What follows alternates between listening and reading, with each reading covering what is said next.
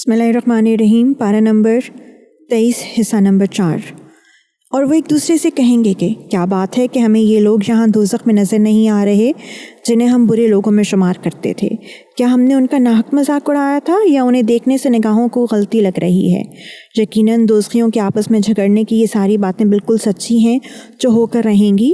اے پیغمبر، کہہ دو کہ میں تو ایک خبردار کرنے والا ہوں، اور اس اللہ کے سوا کوئی عبادت کے لائق نہیں جو ایک ہے، جو سب پر غالب ہے، جو تمام آسمانوں اور زمین اور ان کے درمیان ہر چیز کا مالک ہے، جس کا اقتدار سب پر چھایا ہوا ہے، جو بہت بخشنے والا ہے۔ کہہ دو کہ یہ ایک عظیم حقیقت کا اظہار ہے جس سے تم منہ موڑے ہوئے ہو۔ مجھے عالم بالا کی باتوں کا کچھ علم نہیں تھا جب وہ فرشتے سوال جواب کر رہے تھے۔ میرے پاس وہی صرف اس لیے آتی ہے کہ میں صاف صاف خبردار کرنے والا ہوں۔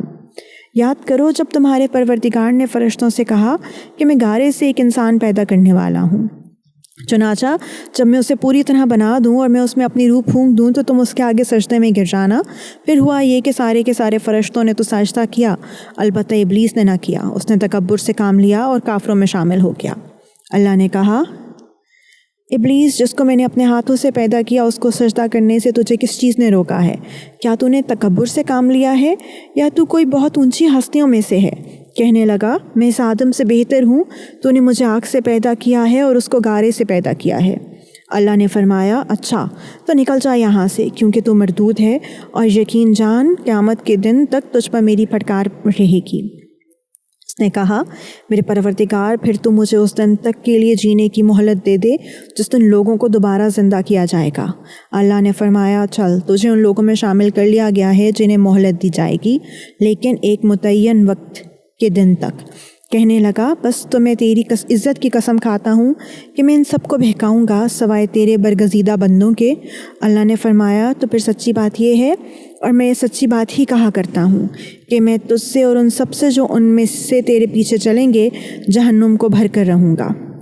اے پیغمبر، لوگوں سے کہہ دو کہ میں تم سے اس اسلام کی دعوت پر کوئی اجرت نہیں مانگتا، اور نہ میں بناوٹی لوگوں میں سے ہوں۔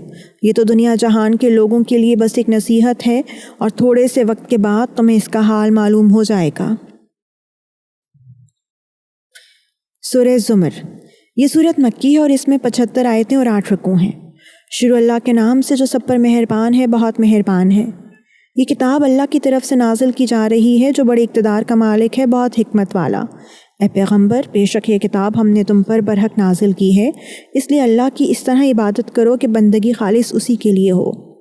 یاد رکھو کہ خالص بندگی اللہ ہی کا حق ہے، اور جن لوگوں نے اس کے بجائے دوسرے رکھوالے بنا لیے ہیں، یہ کہہ کر کے ہم ان کی عبادت صرف اس لیے کرتے ہیں کہ یہ ہمیں اللہ سے قریب کر دیں، ان کے درمیان اللہ نے ان باتوں کا فیصلہ کرے گا جن میں وہ اختلاف کر رہے ہیں۔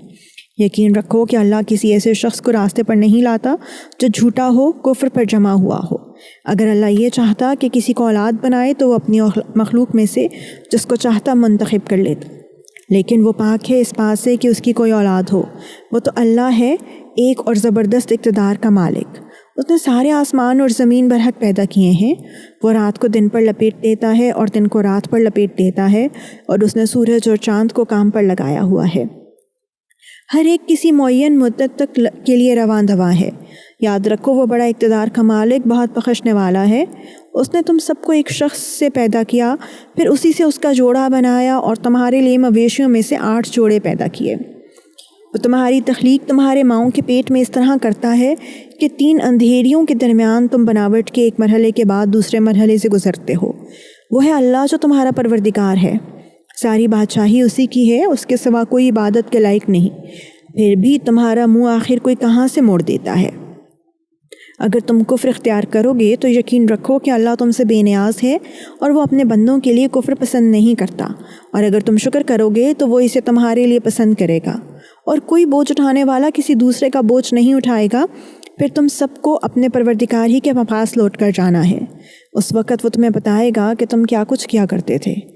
یقیناً وہ دلوں کی باتیں بھی خوب جانتا ہے، اور جب انسان کو کوئی تکلیف چھو جاتی ہے تو وہ اپنے پروردگار کو اسی سے لو لگا کر پکارتا ہے۔ پھر جب وہ انسان کو اپنی طرف سے کوئی نعمت بخش دیتا ہے تو وہ اس تکلیف کو بھول جاتا ہے جس کے لیے پہلے اللہ کو پکار رہا تھا، اور اللہ کے لیے شریک گھڑ لیتا ہے، جس کے نتیجے میں دوسروں کو بھی اللہ کے راستے سے بھٹکاتا ہے۔ کہہ دو کہ کچھ دن اپنے کفر کے مزے اڑا لے، یقیناً تو دوزخ والوں میں شامل ہے۔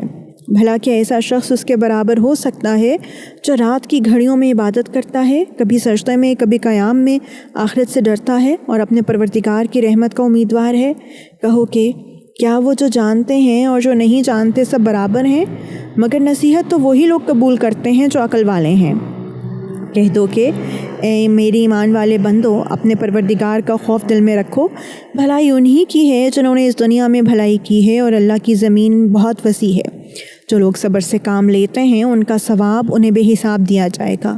کہہ دو کہ مجھے تو حکم دیا گیا ہے کہ میں اللہ کی اس طرح عبادت کروں کہ میری بندگی خالص اسی کے لیے ہو، اور مجھے حکم دیا گیا ہے کہ سب سے پہلا فرما بردار میں بنوں۔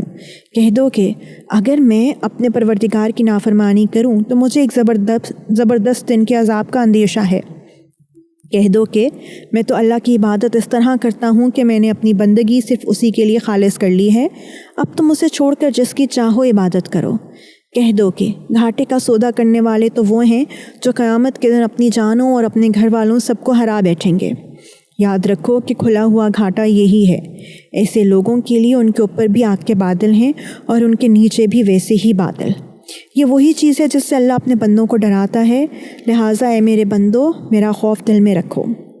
اور جن لوگوں نے اس بات سے پرہیز کیا ہے کہ وہ طاغوت کی عبادت کرنے لگیں اور انہوں نے اللہ سے لو لگائی ہے، خوشی کی خبر انہی کے لیے ہے۔ لہٰذا میرے ان بندوں کو خوشی کی خبر سنا دو جو بات کو غور سے سنتے ہیں تو اس میں جو بہترین ہوتی ہے اس کی پیروی کرتے ہیں۔ یہی وہ لوگ ہیں جنہیں اللہ نے ہدایت دی ہے، اور یہی ہیں جو عقل والے ہیں۔ بھلا جس شخص پر عذاب کی بات طے ہو چکی تو کیا تم اسے بچا لو گے جو آگ کے اندر پہنچ چکا ہے؟ البتہ جنہوں نے اپنے پروردگار کا خوف دل میں رکھا ہے ان کے لیے اوپر تلے بنی ہوئی اونچی اونچی عمارتیں ہیں جن کے نیچے نہریں بہتی ہیں۔ یہ اللہ کا وعدہ ہے، اللہ کبھی وعدے کی خلاف ورزی نہیں کرتا۔ کیا تم نے نہیں دیکھا کہ اللہ نے آسمان سے پانی اتارا، پھر اسے زمینوں کے سوتوں میں پرو دیا، پھر وہ اس پانی سے ایسی کھیتیاں وجود میں لاتا ہے جن کے رنگ مختلف ہیں، پھر وہ کھیتیاں سوکھ جاتی ہیں تو تم انہیں دیکھتے ہو کہ پیلی پڑ گئی ہیں، پھر وہ انہیں چورا چورا کر دیتا ہے۔ یقیناً ان باتوں میں ان لوگوں کے لیے بڑا سبق ہے جو عقل رکھتے ہیں۔ بھلا کیا وہ شخص جس کا سینہ اللہ نے اسلام کے لیے کھول دیا ہے، جس کے نتیجے میں وہ اپنے پروردگار کی عطا کی ہوئی روشنی میں آ چکا ہے، سنگ دلوں کے برابر ہو سکتا ہے؟ ہاں، بربادی ان کی ہے جو ان کے دل اللہ کے ذکر سے سخت ہو چکے ہیں، یہ لوگ کھلی گمراہی میں پڑے ہوئے ہیں۔ اللہ نے بہترین کلام نازل فرمایا ہے، ایک ایسی کتاب جس کے مضامین ایک دوسرے سے ملتے جلتے ہیں، جس کی باتیں بار بار دہرائی گئی ہیں۔ وہ لوگ جن کے دلوں میں اپنے پروردگار کا روب ہے، ان کی کھالیں اس سے کانپ اٹھتی ہیں، پھر ان کے جسم اور ان کے دل نرم ہو کر اللہ کی ذات کی طرف متوجہ ہو جاتے ہیں۔ یہ اللہ کی ہدایت ہے جس کے ذریعے وہ جس کو چاہتا ہے راہ راست پر لے آتا ہے، اور جسے چاہتا ہے راستے سے بھٹکا دیتا ہے۔ جسے اللہ چاہے راستے سے بھٹکانا، اسے کوئی راستے پر لانے والا نہیں۔ بھلا اس شخص کا کیسا برا حال ہوگا جو قیامت کے دن اپنے چہرے ہی سے بدترین عذاب کو روکنا چاہے گا، اور ظالموں سے کہا جائے گا کہ چکھو مزہ اس کمائی کا جو تم نے کر رکھی تھی۔ جو لوگ ان سے پہلے تھے انہوں نے بھی پیغمبروں کو جھٹلایا تھا، جس کے نتیجے میں ان پر عذاب ایسی جگہ سے آیا جس کی طرف ان کا گمان بھی نہیں جا سکتا تھا۔